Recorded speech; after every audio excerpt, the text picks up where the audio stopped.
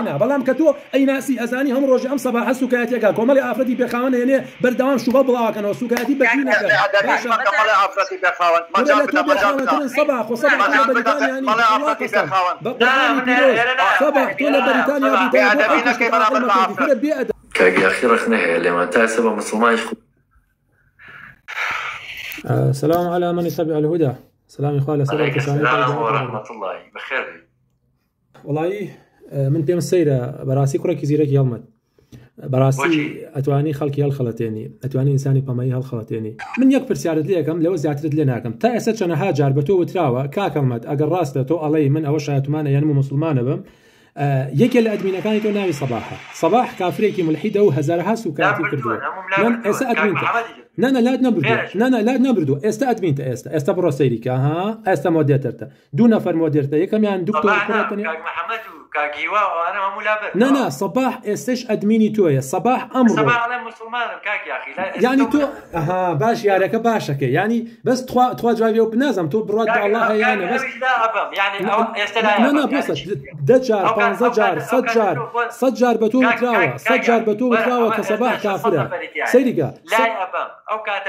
من مسلمان نه والله من گێل نیم نه والله برا مسلمان هەرچێک بێ بەس گێل نەبێ جا باوکم ئەڵێ ئەگەر دزێک و گێلێک هاتن بۆ داوای ژن بن بە دزەکە بەس مەیدەن بە گێلەکە چونکە دزەکە باشە بێ بەس گێل باش نابێ گێل لە هەر ئاینێکا بێ بۆ نمونە لە ناو ملحیدیشا گێل بەڵایە لە ناو مسلمانانە گێل بەڵایە مرۆڤ نابێ گێل بێ هەر ئەجندا و باوەڕە چەنەها جار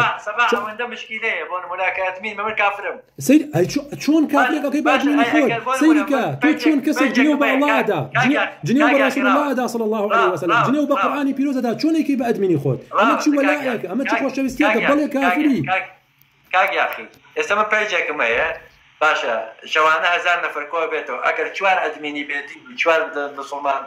بكم بأدمين علويات تشيء بابا مسألة بيدين ككبر سكاتي كرب رسول الله سكاتي كرب قرآن سكاتي كرب الله تعالى سكاتي كرب هرشي مقدسات يما كافر بيتوا هر كسي كجولائي هبي بو أو يا ببي بهاوري يا دوستاتي بك كافر بيتوا وكو أو تو أزاني كسي كتير مسلمان بدينك يا الله وشيتوا كمال نواقي زي بديتي له هو شين روكاني دين إنسان هرشون مسلمان بيه كمال نواقي زي كزانيان ددانه سرو ددانشة هر يك يقلوانا بكي مثلا استهزاء كردن غلطة كردن مثلا كمان درس كردن مثلا دوستاتي كافرين ومن يتولى منكم فإنه منهم أو حديث بخير الله بيت المال يخوت صرف كبو أو كسيك كافرة بو يبيه يتناو دينك يخوته كرتوش تكي وابك بون من بينهم بروم كافرك بينهم بون من لرجاي يشتكى وببيت أو بمسلمان أو كاته على شيء عليه بو حديث شيء سيك كافر دابا شباب بدوبش بشوازك السركي يقدر خواه مشاكل تخوا يقدر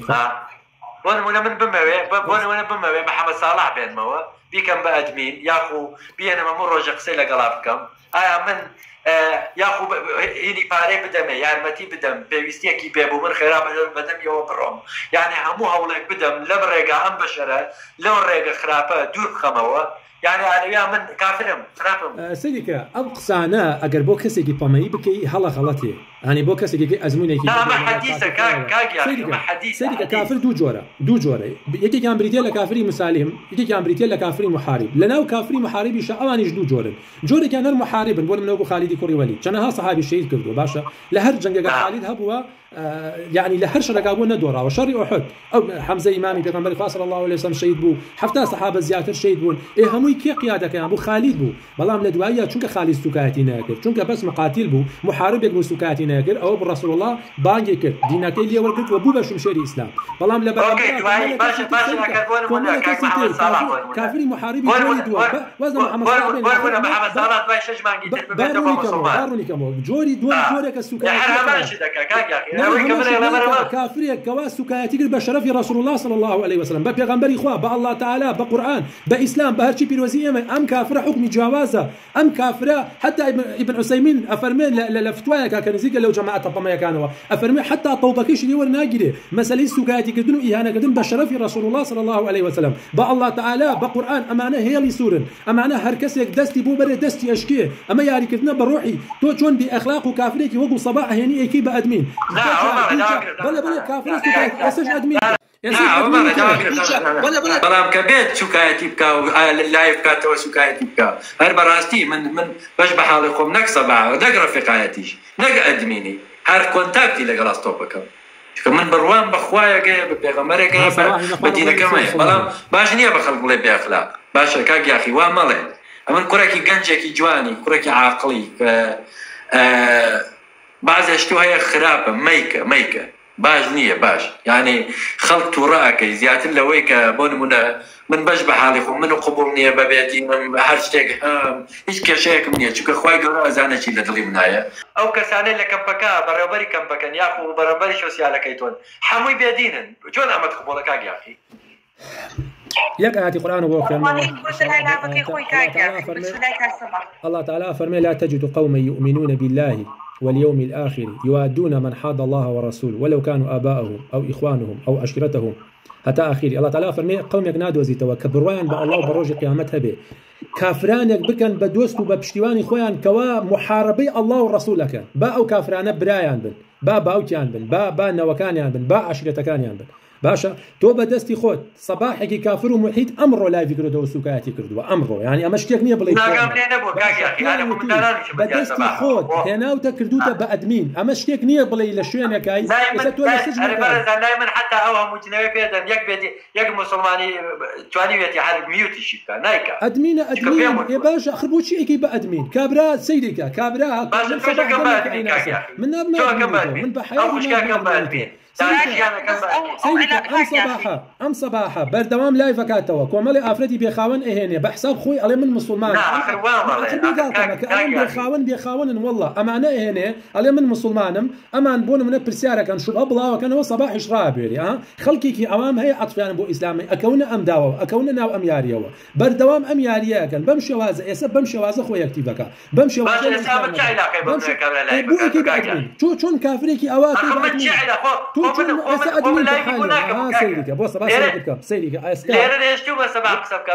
كم نفر اگر سيدك ادمين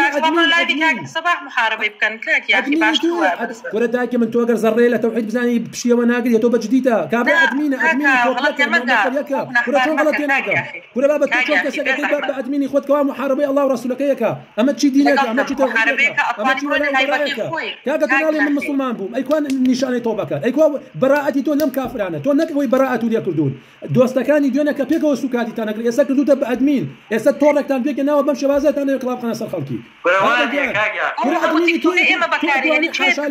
اتواني حاشا لوكي كصباح ادميني توي حتى امشي كيش ادميني لا حاشا لناك ورنا عن خلقبونا قمي اي شلون كيف ادمين شلون كسك رجالتي الله ورسولك اي كيف ادمين اما تشي دينك كاك ابو خاطري الله تعالى ولا بابك كاك يا اخي كاك يا اخي اسمع او بول منو دادش يعني باشا بون اي كم بادمين كل جيان صباح انت راقه درب جيان خزمي الصباحه بيموت وداده بريسك ما تولى في الصباح كل مسلمان بعد خدنا ناخذنا يا اخي انا وتم داده بريسك ما تولى في اول كل توبه جديده ناتو ان كسر جنوب الله بدا جنوب رسول الله بدا حكم شيء شو ناتو ان تكفيري قسيبكي او بجديده أشيل لايفكي خوي هجومك ليرة إما أدمين بارجع ليرة بدستي خوي هنا خود تبروي ملحدك بعزادي خوي بيني تمالكيتو باشا همو تصرفاتك بك أما تو بشتواني أوكي أما يك لو خالانيك بيوتي هالوشين روكاني دين لإسلام درجي كتو إسلام سنوري هي يك لسنوركاني دين دوستايتي كافران ومحاربانك كواد دجمناتي الله تعالى كان دجمناتي رسول الله كان صلى الله عليه وسلم تو شو نيكي بأدمين أما ناوني شي أما شي دينك أصلا لا إيش دينك أما قبلناك ليه الإسلام حتى أمشر كيش يا كم نفر يا كذي وليتو صباحا كسكي ملحدة لا قالني عافدي بيخاونا لا يفكرنا ملحدني هو أنا مسلمان بارم بخوفه في غمرة باش والله أزايش يا حلمت من هنا بلقد لسر كوا كم وبويك قسم لسر كردي فيديو لسر دروس كردي ببيض بقى قسنا كم باشا بيك يا أخي أزايش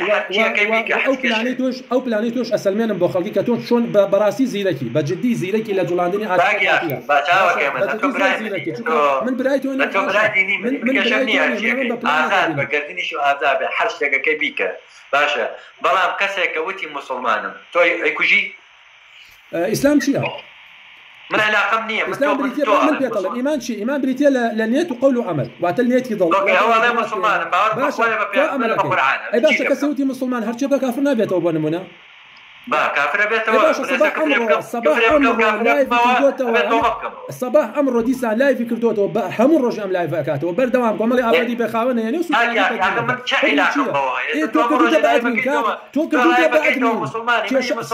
تۆ کردوتە بە ئەدمین سيربك أما يستليران بون هرسك ما مسلماني هرسك ما لا يبكينه تو هرسك مسلماني والله يعني تعال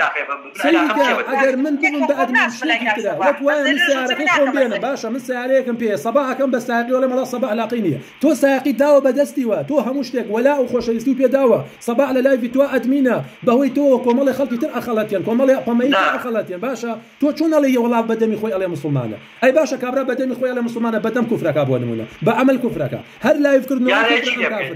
تو تشيلك يا ادمين خو تو تشيلك حكمك يا والله صباح لبريطانيا باي اقوم مقرب وحوش والله من الالمان دسم بيناغا بداخو من الالمان دسم ناغا تصل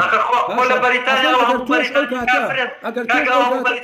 اگر تو اول سكاتي ناكن اگر دربه مساله سكاتي كافره بس سكاتي ناغا استهزاء ناغا دس نبا بالقران نايا قراني بيروز بينه وبيترين وبلي والله مسلمانشم هني كذا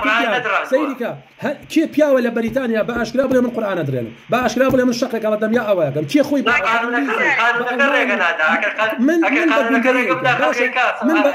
سيدك اخوات الزاني قال من بقنديك من بقندي كي بيا ولا بريطانيا بلا من سكاتي باسلامك من سكاتي القران ما مش كزور كسي ليره كديا براتي اواد بكاني وبراتي اواد بكاني هيك كسي اقل ما كرد سيرم قال يا بقرا من تو خلقي ناو تشيكن اوام مالي باجنيه من باوكم اگر باوكم كافر بحاشا ليكم خلقي ناو تشيكن خد انا مش حاشا ليكم تمام مش حاشا اي تو صباحك بادمين بتشي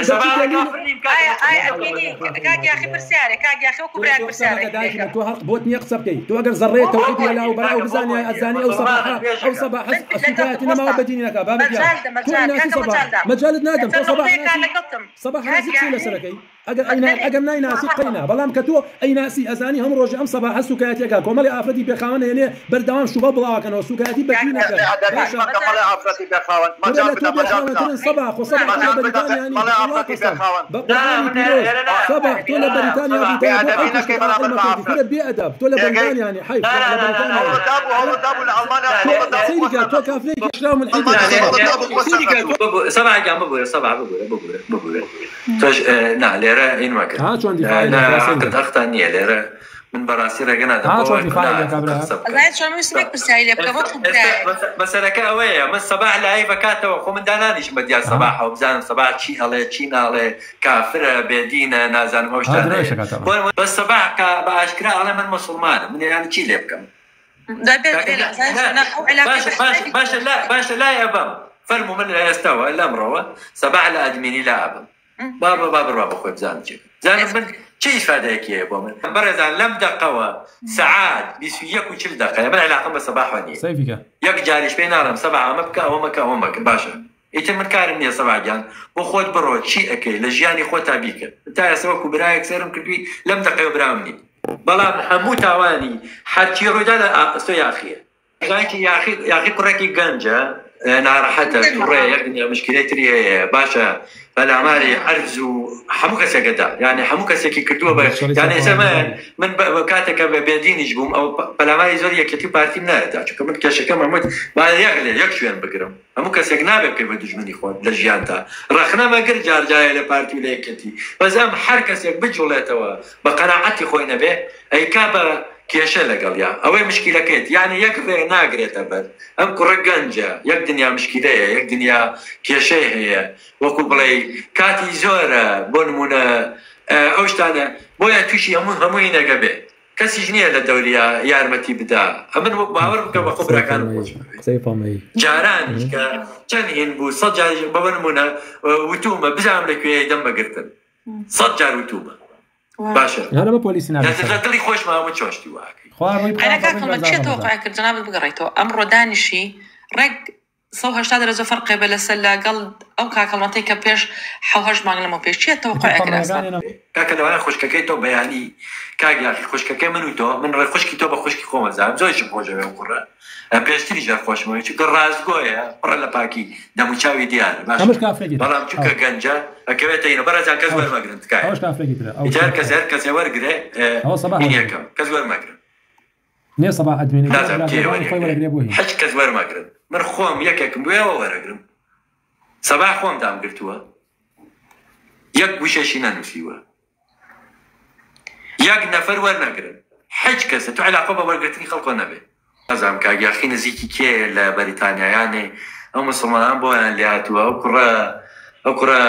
یعنی بۆ کەسێک نییە یارمەتی بدا بۆ کەسێک نییە نزیکی بکەوێتەوە بۆ کەسێک نییە نازانم بۆ کەسە یا من لە نەرویجا بووایە ئێستا وەکو برای خۆم وەکو حەمەی برام وەکو ئیسماعیل و ئیبراهیمی برام باوەڕ بکە دەستی مەگرت ئەوەی بەبێ توانای یارمەتیمە یعنی ئەوە یعنی نازانم پێم وایە لەوەی کە بەتەنیا بووەتەوە هەموو کەسێکی کردووە بە دژمنی خۆی زۆر خراپە ئەتوانین پێم بڵێن کێشەکانی چی بوو من جوابی بەمەوە ئێستا کێشەی و قسانی یاخی چی بوو لەگەڵ ئێوە نازانم ئەڵێ تۆ کافری و بۆ نوە سەباح کافرە و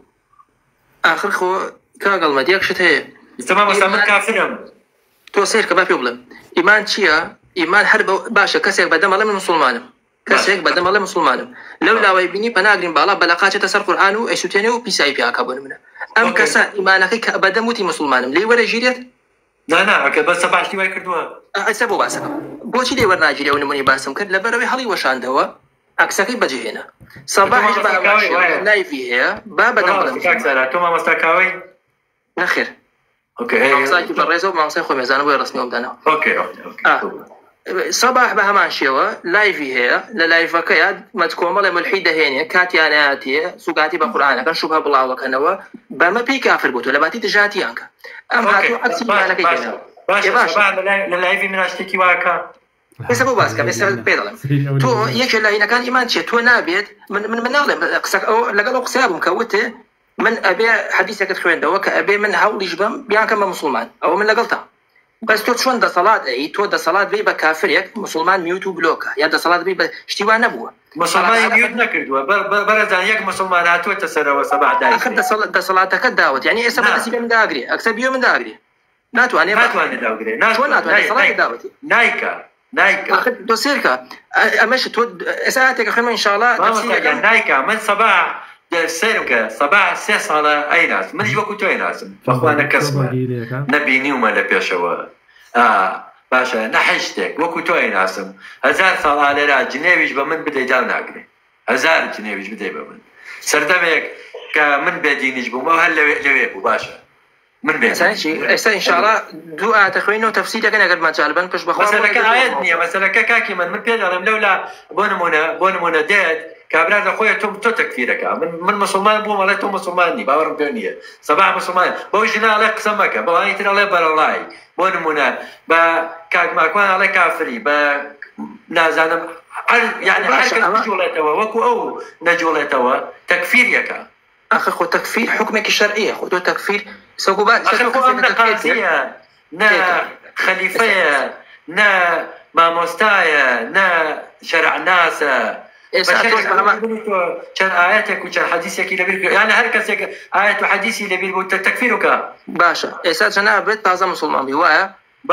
من نمونەیەکم بۆ تۆ باس کرد تۆ تەکفیرت کرد وتم نمونەیەکم ئێستا باس کردم ئەگەر کەسێک بەدەمی خۆی بڵێ مسلمانم لەولاوە ببینی بەلاقە تۆ دەسەر قورئان مسلمان یانە تەکفیرت کرد تۆ کەس ناو ئیسلام ئێوە چەند ساڵەکە عیبادەت دەکات قورئان خوێنی ئەمە هەوڵی لەگەڵا بدەی بێنیتەوە باشترە یاخو ڕاوینەی هەوڵ بە لەگەڵ یا ئێستا بێتەڵم ناڵم دوو ئاەتە خوێنمە ئینشاءڵڵا ئەگەر مەجلیسەکە مەجلیسی دینە و مانوێشتی فێر بین دوو ئاەتە خوێنمە ڕوو نەبێتەوە پشت بەخوای گەورە ئەگەر مەجالیش نانەوە شتێکی کێیە ناناسایی من بۆی هاتوو من بۆیە ڕاخێنم من ئەمەوێ یاخی تۆ جێ من بێتەوە نەک تووڕە بێ من پێوانە وەکو براکانم خۆشمەوێت هەتا ئەم دەقەش سەباح ئینشاءڵڵا ئێستا باسێکین پشت بەخوای گەورە لسورة المتحنة الآتي شاء الله تعالى فرمي قد كانت لكم أسوة حسنة في إبراهيم والذين معه إذ قالوا لقومهم إنا براء منكم ومما تعبدون من دون الله كفرنا بكم وبدا بيننا وبينكم العداوة والبغضاء أبدا حتى تؤمنوا بالله وحده لم آت الله تعالى فرميت شيء فرمي باشترين نمونو الرقاق بدواء برون بو أمتي محمد يعني بو بيغمر صلى الله عليه وسلم كإيمة شويني كوين باشترين نمونة شيء وسوى حسنش كي بيغمر إبراهيم أوي كلا قال يا ابن مسلمان كان باشا شيانكر إذ قالوا لقومهم بقوم كان ود أما قوم كان كسكاري أنت يا خشكو بران يا قوم كان كافر بون إذ قالوا لقومهم إنا براء منكم تو براءة يعني إما برين لأيوه تو إسابي بلاي يعني إذا دعوة يبكى أبي بلاي كاك صباح من برين لا تو فيش مشتي بلام دواء وإني كناك بلاي بران شلون شوا كاك من الرجال ك نازانم بێدینە مەسیحیە هینە بیان مە ناو دینەوە چۆن ئەڕۆم بڵم تۆ بێبەریم لە تۆ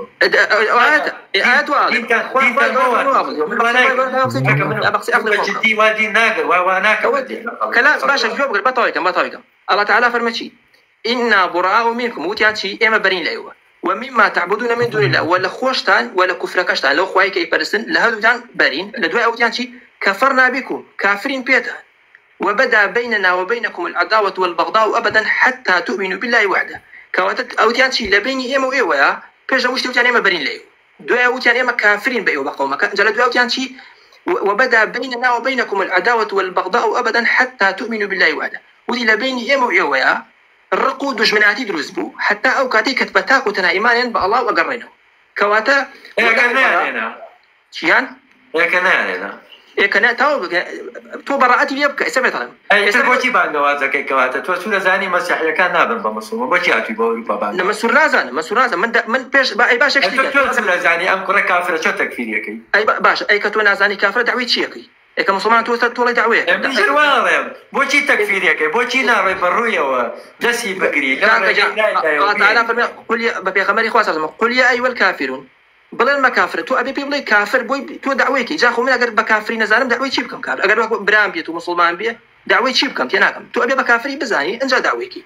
باشا تو أيسبون منامر براك من ملحدة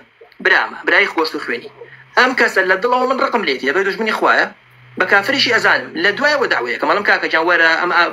أجل لسن أمرك ما بروي أشيد جهنم وعقوبة آوا دعوي راوس بس من أجر مسلمان دعوي شيء بكم تناكم بيغمري خوا لا أبو طالب يبريبو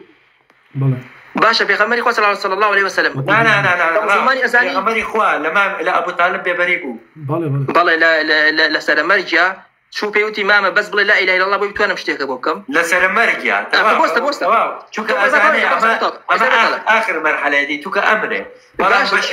بشرك كساخو سليمة جنجكي وكو يا أخي بانو يا أخي جنجة باشا يعني تواني بي أما بين كي جوكا وتي إمام بين نيين باشا كمرت إمام علي هاد ولا يوتي إمام قمراقات هلك لا عملنا سر مرجع في شكل برسل يعني حتى جاية لا لم تمني خويا بان من لا تمني بسوسة صالية و يأخذ لو كاتي باو بيغمر دايكي أمري خويا كردوا باشا أبو طالب خيري كردوا بيبريك لو كاتي أي مسلمان زاني أي حد الحديث قال بيغمر خويا صلى الله عليه وسلم فرمه أهون ترين عذابي جهنم هي أبو طالب لبرو خصمتي مسلمان لكن كجوتي نعل وكو بجوتي بلاي أكنا بير ميش كسر يقول لي بسيطرين أوكي هي أول جاية أما جاية من باسي أو دنياناكم باسي أساكم يعني هركس يكبون من باوكي تو يعني كافر بو خشتكي من باوكي من كافر بو بيبريكم يكسر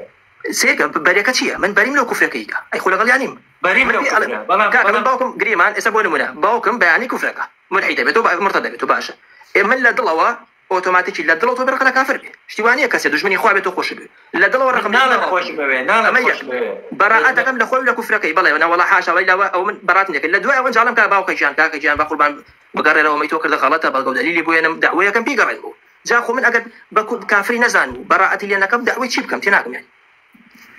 بعد حال ناخذ من مسألة كم مسألة كم صباح نية وين منمن بوكتة خوي مسلمان حجابه حافظ قرآن شيء ما مسلم بوكتة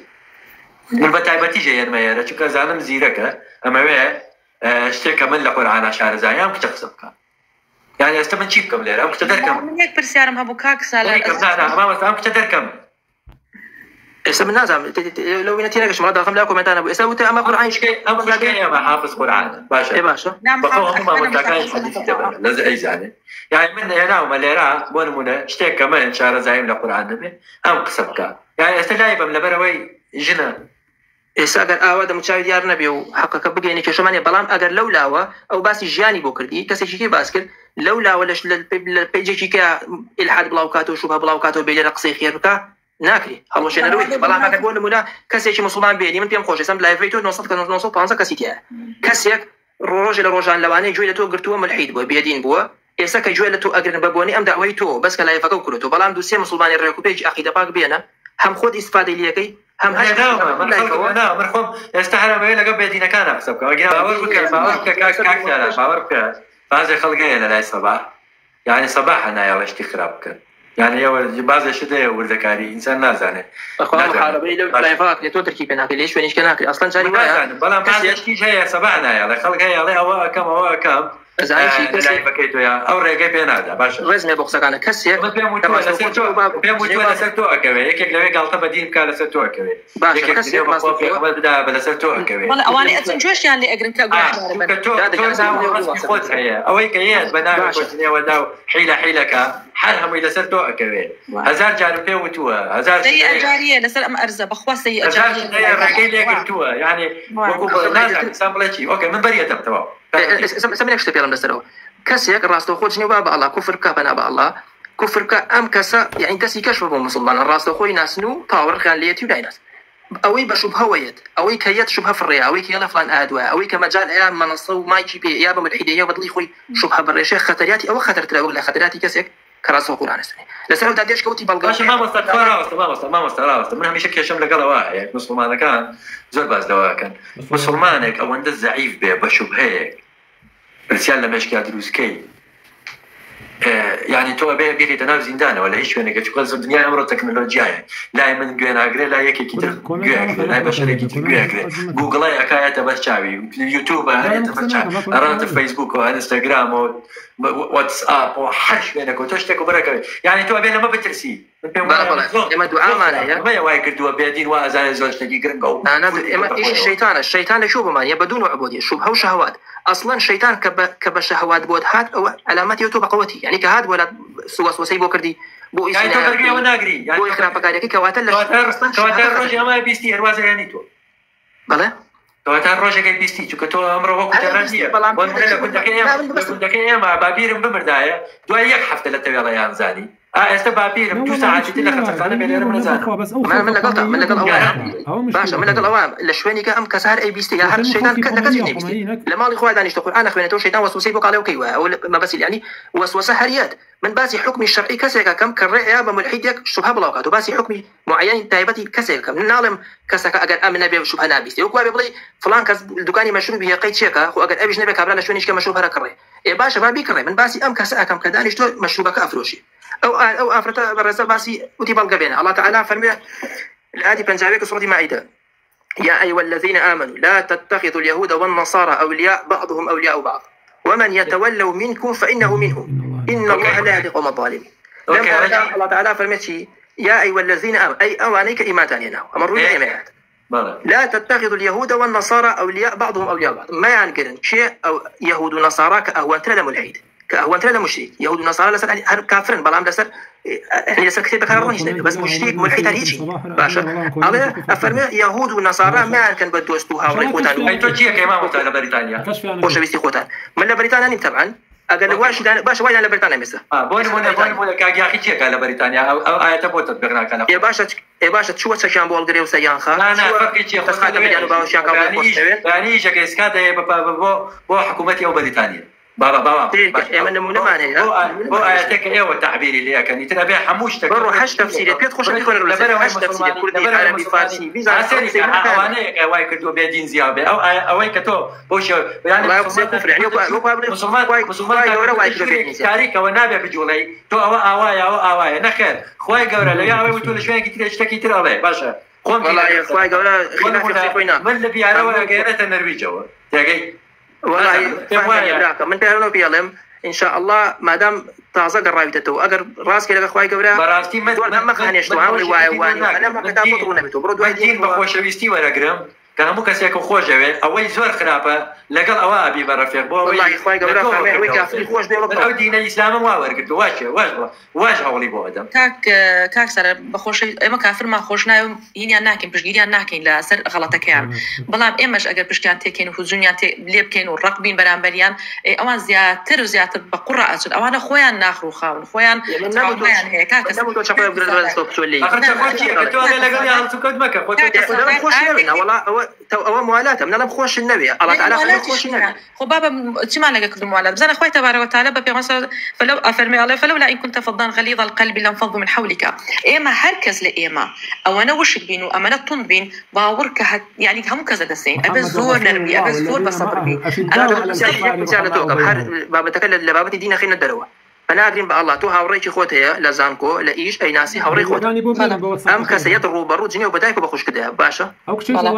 تۆ هەر ئەڵەی کوڕەکەیچێکە برادەرمە و لە هاوڕێی ئینسانی بوو یا لەبەر ئەوەی جنێ بە خوش کودایکە ئەگەر دەست نەیتە خەشی تاڵ بەسەریەوە نەیەڵی هیچ نەبێ لایانی کەم بلۆشیەکەیت وڵێ مەرحەبا مەکە و ئیشەکە گۆڕی وایە لەگەڵ مای لە قسە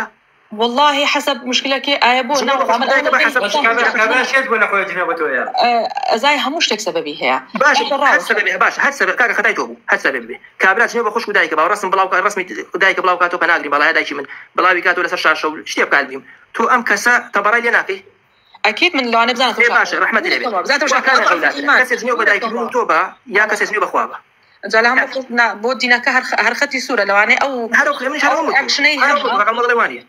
بودينا كأجور رياكشنها هم طبعا أكيد بودينا كان بقوتش كخوم يعني بخوم بالمشكلة منية لضعف كسكانة هر كس جنيوبا من يك بخوم هوار كي قيرقير كي يعني شرب كي جنيوبا لا ضعف في شخصيتك براسي بروبلم إما مسلمان موقف منظور بقوته إما لا مصدر قوته وقساكين بوي أبي زول هم بين أبي زول لسرخو بين أبي إنسان جنيو هرنيات إما بو معناته مسلمان جنيوبا والله جنيوش بيبان بخوا بشيمانة بنو من زور مواقف بوا كسانة كبو تنبونا بأور بك بحياتي عين اشتمنا كروتوا نم كردوا بابا دينا كم ربنا والله ساهم باب لنا هر ان شاء الله يك دوكو نصيحه دوكو امجوكو هر شيء ان شاء الله في اخر خساكم مدارزم كاغل ما اگر نيت بو الله وبراسته عشان ما مصايا عشان كسي شي بالرئيس بينا سرو لم لايفا اگر ملحد استفاده لبكا مسلمان هاش كسي استفاده لبكا بابوني ام لايفيتو ما دام بقدر اوان زايتي من كشم لقلا وايا تو بقدر اوان خير بتوي تاقدر يوبا برامبركه واترساني كزياده التوره بده هو يكشك بعكس هو ما شاء الله تعالى كهنا نريك في خبر موسى نرى ولا فرعون فمشي اذهب الى فرعون انه طغى فقولا له قولا لينا باشا لعل لا تكملش سبحان الله لعله يتذكر او يخشى بو يبترسي يعني تو اتي الله فهمت شو ولا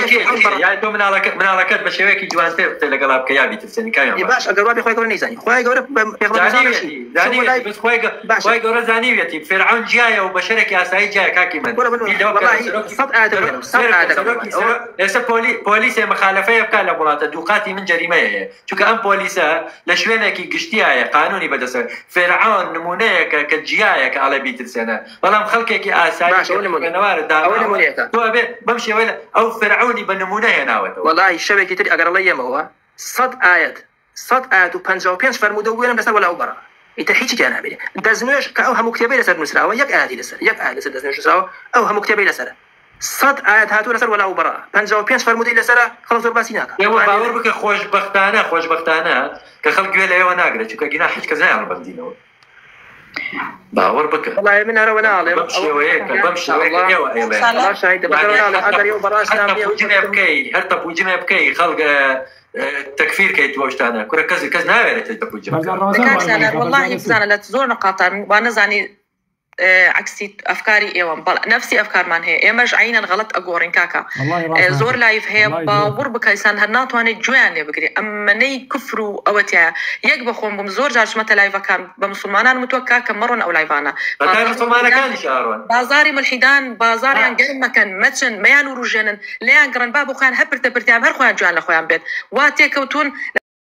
زانه بيموتوا بيك بخوم او تعالوا جوش لبه نجمه تلايفي وناش سموا بايكوتم كردو والله بايكوتي باور بيني بايكوتي احبارهم بلام علي انا من اللي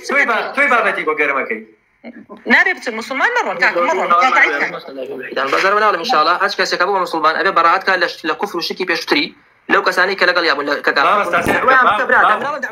باوكم كفر كا برا بيعلم تو نابي كفر بي سيد انا منعلم وانا بإبراهيم شرواي كردوا كلمة خو هنا بيكم جار بيوتوا تحذيري كردوا النبي إبراهيم عليه السلام خزور هولي ولا جباش خو بهمي بنص آيات خو يكسر تبرئ إلى نكردوا هولي خو يزول لجبا باشا بس ليه كم دخو ككابراك كفر كي كرد باشا إذا كسر شنو بخوايا أم دقيقة تو بيجوا دعويكي هيج دعوة ناكدو دانش تيجي لبردنا كفر كا أم كسر مسلمان يا كافر بيجوا دعويكي لا مسلمان در شو بس لا تبغى هرو ما هو تيمش أصلا في بداية وكان حتى بين قاضية كإسلام بين إلى خلافة إسلام الله وكان كفر كوتشي لقويا يا باشا يسك كفر بو أنجا من اسم دعوية كم دعوي كافر منيش منيش تبو كمان تكفيري ونازل خوارجي هرو ما هو تيمش أما ديني الله عز وجل لبر هرم العالم ان شاء الله اگر ويستان فش بخوي قورا بخير بما مستعجل ام لا يفكن بعينك حقي تيابك انك كسكي بادمين لا يفكن الله يا كساني جهنيا ما يجانياتك سقاتي دين الله عز وجل ما مساجان مرة رأيه استمد بوشي كذا أنا من سكاتي بكا هر كسي كسكا بكا يا أخي ما يدعك وتي بر الله بيم خوجني أو خلق جنيه بيبدأ تيجي بيم خوجني خلقي منطقة كي قوم حلا برا وجبه باشا حلا برا ويك خلقي أو ناوشية اللي قوم هنا كما يبوي عطفه كما يخوش ويستيا كما يبوي جوازه وكو نيتو بون من خونا لهم خلقي سليم هاي خوجنا بلام أبو كسي دورو بركة خوي زيادة نزيك تديتي باشا إنترا لقليا بويا جدام قرقا إنك نك كتوربو بيش بويا ويتر توربو أيوة قصبك من حزناك أم قصيبك هلا سري شيبك يك بيشكاتي شيبك لا بقوتي إيمانتي كتورب أصلا من لوازم يعني عصبين أم برابر وكسي تو بكي بأدمين ويا براسي أو من الإيمان خم ترسم كعواقة تورناب وتسيل إيمانت بلام بيويزك تحامل وزورتر بيشوك أول لبيع أيباتوا كتوتو رأك والله أنا زور خطر كسي لا يفك كسي كافر بيا كسي لا يفك كسوكاتي بإسلام ومسلمان بكريه تودا صلاتي بيتي لا يفك خودها هذا من الله زور خطر بابا ما مستطيع كم بأدمين قبل حدنا وانا بس يا اخي على بروات مثلا ان شاء الله كسي زور يا اخي خوجه يا اخي حتى كم بيتوا نجروا شوك حتى كم كنت كان سوداني وكنت كيف وين بيتوا يعني ما تبدا يعني مو ولا كذا قال هذا حد شيء بلا قال كشمنيه علمك جواني بي بخوا كاك سال خوشه بيت بس انا توزك زو عصبيه بيت اويا مثلا كتوزك يمد بجواني دنا مشكله ما نلقى كاك يا اخي رز والله تسكيكس ناكم هيك شيء شمبيني يبلن بس والله دعويه كا يعني هم برامبر ملحدان اويك امان بيني للايفاز اي دقه منو ساعات يبوتو مناقشوا او ملحده كان يقول لك ام بدست شنها ملحد كبيسوتي سكاتي كاين بو بشيماني كنت داولي بني بكر يعني عملي املوان بقوت بك او خان بعالم مزان لو حارتان انا كلو اشتاناني باشا لو انا شوك او منكري او ريغري لي كردو امانات المنكر كان قوله كردو لايف يان بو كردو باور كان باور بك كاك اما كنا وقوري كده ما كان خوي قوري بس اللي خوي قوري ناقه بس ما كان براسي زي شنازي سنه طيب ما مسألة كسر خوي قوري ناقه خوي او بشره هنقا والله اذا صار حسابي او خوي قوري كرباب ثاني ما هرشي بي لسه حسابي كاس كما تو عاقل تربولا والله مسلمانين فعلا ايوه نسرتو خم قوريكم كما من عاقل تربلتو يا باشا عقل لك كفر هم ايوه بكارين هم ايما بهالحال ما كنا زندان ايوه دار مزوبر بيه او كاتا خوي قصي لك رابكا وابزا امروز ما وصل أنا إنسان توفيق إخوة تبارك وتعالى كعلم بيا أو نعمتك الطوابة بس بجمعين بكار بيت باستغلال بكار نيد إخوة تبارك وتعالى فرما ادعو إلى سبيل ربك بالحكمة والموعظة الحسنة. نعم من حسناكم يا أخي وإلي بيت كخلق بكاري بينه كرك عقله كرك يزيدك إيشا ماشا بس بكاري يعني كابرا كوم كرة زور عينه وجرأت وديت برسمنا ومشتكي خويا وهويك قناعتي بيتي يلا ما الإخوان دس خوشي لي كانوا قال يعني إنه وعن لك دوا كبعض جار إنسان زوت وراء بزو من بخوجني وابه بزول وعقل تربه شو بما لهم مش زيادة هولا دابو ديني إسلام بلام لهم زيادة توشي كشبوه لهم زيادة توشي بناقة واجبه فورق كل مسلمان يك بوشي لإعلاني أكيد بو يعني بو إعلاني يسمى الرقم لبون منا كاجي أخي به هرم لبشتوا هزار جنويش بدين بيكتري حج بيزناك أخلك كتير بزاني حج بيزناك والله تركاك صباح أمشر هم ولا سرتو بكاكا لا فكانت شاكا خوي لا فكاني خدي خوي صفحة خوي بالفعل هي أول بيابستنا هي مسلمانة رقم درنا كامرلا وش تكتب قبل خلا يا أخي خزم مالتي والله حاشا من خزمي توني من والله كاك خزمي جاي تبع بينه خلقي شش الدنيا هوراماني بلا من بس مسلمان برا ايش يكسر وياه كاك لا يا وسر بيا من وقتي خوي كماليا باشكالوش كان بيدك رادات انا تشاخو يتر لهين يوم تنخال دبر حالته خزمي تقول انا هالماليه هورامي تابلايا مش كيتي اگر مسلمان بيتو اوكي بيتا بريمن بلا لم حلقات اساك يا باشا من تو بريمني من بو تو بريمني تو والله كاك والله مش لايفي ملحده كان وكجيت هيك لو ملحدانات هنا وكردوتا بادمين وتحاكم اوكي باش لم نقول يا برام حجي برويدات واي هوا حتى ام كايزنا بردوها او تو بيت جار دوبارك بيت اوكي لا لا شو لا ما بيت واي ازاني شلون ازاني خلق بكي بادمين اوش الله تعالى فرمي محمد رسول الله والذين معه اشداء على الكفار رحماء بينهم محمد رسول الله تعالى اوانيشي كلا قال يعني لسر كفار لسر كافر رقن توندن لبيني خوش انا مهربان باشا انيش لشان حالكاتي كاي لحالكاتي دعوه كردنا مسلمان حتى نرم به حتى جوان قسبكا هشتا كمتره لمساله دعوه جواز لقل مساله حرب لا مساله شرع انسان